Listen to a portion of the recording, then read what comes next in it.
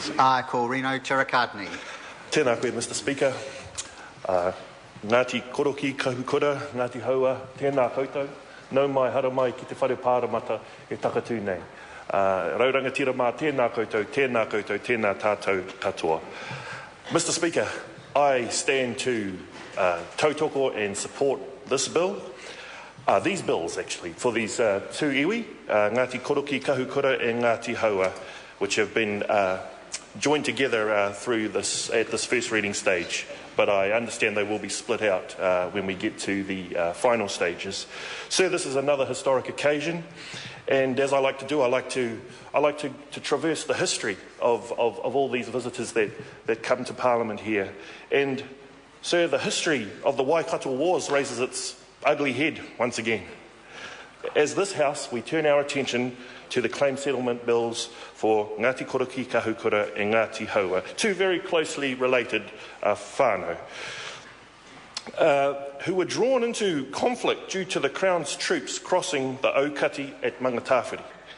Now, the Christian chief Wiremu Tamihana, also known as Tarapipipi, was the son of the famous Ngati Haua warrior chief Te Waharoa. And now, at the death of his father, Tamihana assumed the mantle of his father, and he was the first of his generation of the sons of chiefs who learnt Christian doctrine and learned how to read and write in English and Māori. He was certainly a man of his time. And after his father's death, he started a new community and built a church at Te Tāpiri. And it is said that the church could hold 1,000 Māori. The community's rules were the 10 Commandments of God, as given to Moses on Mount Sinai all those years ago.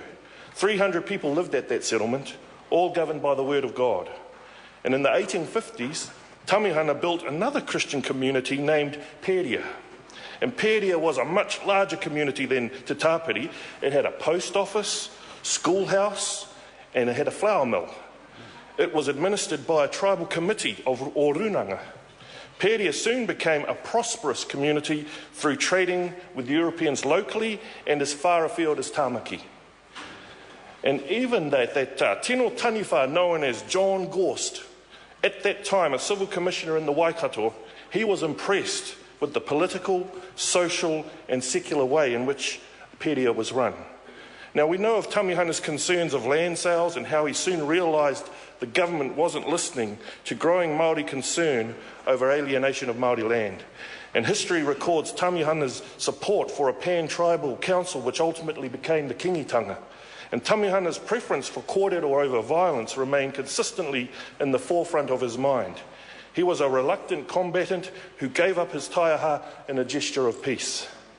And then came the raupatu, the devastating loss of land and mana by hundreds upon hundreds of hapu, of many, many iwi from Tāmaki to Taupo and across to the Bay of Plenty. And Mr. Speaker, what became of Pēria? Well, like everything in the raupatu, it was lost. Taken unjustly, a thriving Christian community involved in commercial transactions with Pākehā Europeans forfeited. The community of Pēria's economic base was completely wiped out and the families left destitute. They never ever recovered. Mr. Speaker, the loss of Pēria is but one story of grievance and loss that runs through the histories of Waikato Tainui, Ngati Raukawa, Ngati Maniapoto, Ngati Koroki, Kahukura and Ngati Haua and the Kingitanga. And there are many, many more. It seems to me the last thing the Crown needed during the New Zealand Wars was a Māori community that was seen to be thriving and prosperous. Pēria, under Wiremu Tamihana, and Parihaka, under Te Whiti and Tohu, they bear a striking resemblance. Two communities given over to Christian values and run by tribal runanga with their own leaders, and whose communities had started to acquire the tools of their European neighbours. Christianity, education, post office and flour mills. For the 1850s, Pēria, like Parihaka was to become, they must have been the envy of Māori and Pākehā alike. So, sir, this story of Tamihana and of the communities that he's established, that underpins the settlement, sir, in terms of the history for these iwi.